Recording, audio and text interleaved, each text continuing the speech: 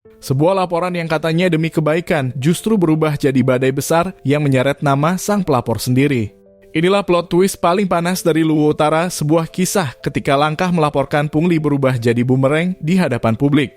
Beberapa bulan terakhir, dunia pendidikan di Luwu Utara dibuat berguncang oleh kasus dugaan pungutan di SMAN 1 Luwu Utara. Dan di tengah pusaran itu, ada satu nama yang paling banyak dibicarakan, dibahas, bahkan dihujani komentar Faisal Tanjung, ketua sebuah LSM yang sejak awal mengajukan laporan dugaan pungli terhadap 2 guru, mantan kepala sekolah Rasnal dan bendahara komite Abdul Muiz. Laporannya bukan main-main. 2 guru itu sempat jadi tersangka ditahan di rutan Masamba, dan yang paling dramatis, mereka menerima SK pemberhentian tidak hormat dari gubernur. Namun cerita berubah total ketika PGRI turun ke jalan. Dukungan mengalir, desakan muncul, dan perjuangan panjang itu mencapai titik balik 12 November 2025. Para guru bersama PGRI mengadu ke DPRD Sulsel lalu terbang ke Jakarta. Di sana, Presiden Prabowo menandatangani surat rehabilitasi dan membatalkan PTDH.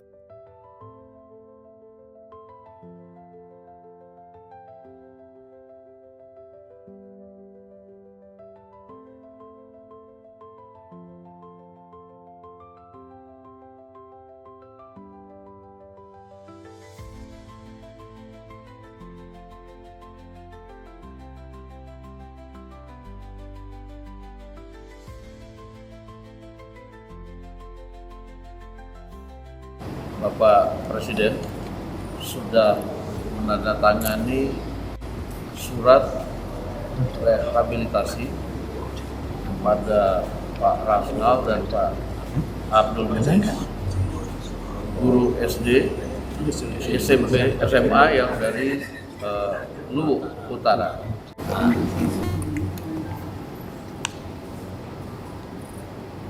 Jadi sekali lagi terima kasih kepada Bapak Presiden, terima kasih kepada Partai Gerindra yang dimana mendorong kami untuk hadir di Jakarta sini. Terima kasih.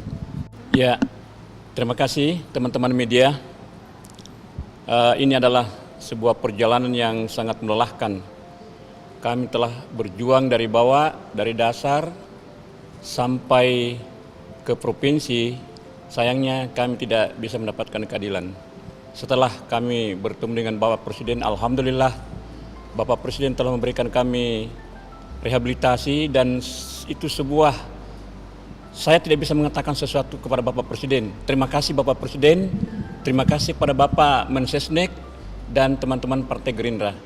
Saya bersyukur kepada Allah Subhanahu wa taala, dengan jalan ini kami telah memperoleh keadilan sekarang dan direhab, kami punya nama baik. Terima kasih teman-teman media.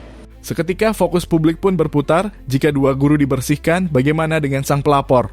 Di tengah serangan komentar dan opini liar, Faisal akhirnya buka suara.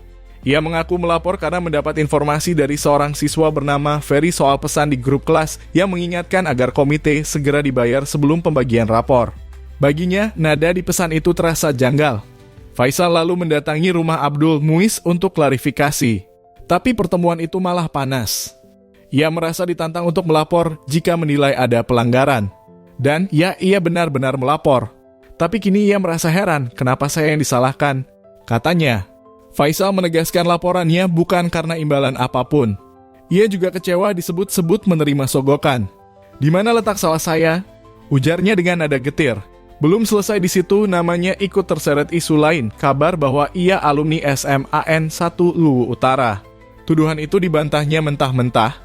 Guru senior pun mengonfirmasi nama Faisal memang tidak ada di data alumni. Tuduhan itu dinyatakan hoaks. Namun tekanan publik terus membesar. Akun Facebooknya diburu netizen. Tulisan panjangnya tentang pungutan komite malah jadi sasaran komentar pedas.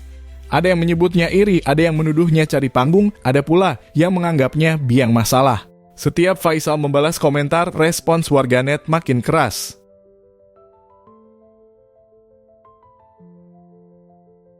Pada akhirnya, kisah ini bukan cuma soal dugaan pungli. Ini tentang bagaimana satu laporan bisa memicu reaksi berlapis, usut hukum, dinamika birokrasi, perlawanan masyarakat, hingga badai opini yang menimpa sang pelapor sendiri. Dan mungkin Faisal tak pernah menyangka bahwa langkah kecilnya membuka pintu persoalan yang jauh lebih besar. Kasus ini mengajarkan satu hal, kepercayaan publik di dunia pendidikan itu rapuh dan di era media sosial, persepsi bisa berubah dalam hitungan jam. Kontroversi Luwu Utara belum selesai. Tapi satu hal pasti, ini adalah drama panjang tentang transparansi, komunikasi, dan betapa sensitifnya urusan keuangan di sekolah negeri.